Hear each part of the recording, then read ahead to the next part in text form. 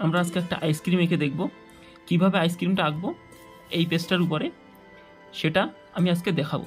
ঠিক আছে, ছোটরা যারা একদম নূতন আইসক্রিম বা অন্য কিছু শিখছো তাদের জন্য কিভাবে প্রথম স্টেপ বাই স্টেপ শিখতে হয় সেটাই আমি আজকে শেখাবো। ঠিক আছে, তো চলো।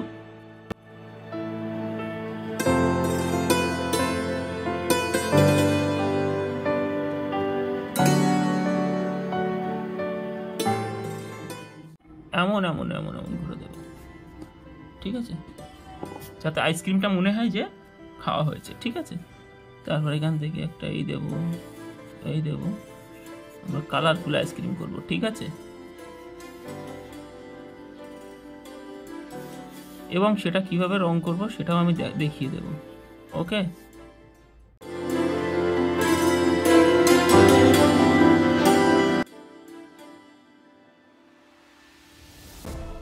তারপর আমরা ইয়েলো ইউজ করব। সবসময় মাথায় রাখতে হবে যে আমরা যখনই একটা ডিপ কালার দেব তার পাশে সবসময় লাইট কালার দেওয়ার। ঠিক আছে, লাইট কালার দিলে তাহলে সৌন্দর্য হবে বেশি। এবার আমরা পিঙ্ক দেব,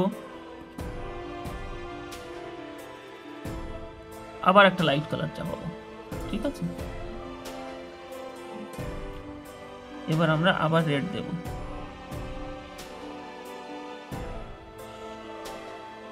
কাঠিটা আমরা খয়েরি করব।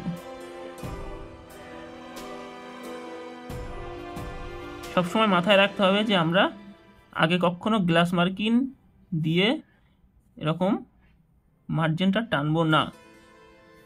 আর যদি কিনা মার্কার ইউজ করি, পার্মানেন্ট মার্কার, তাহলে আমরা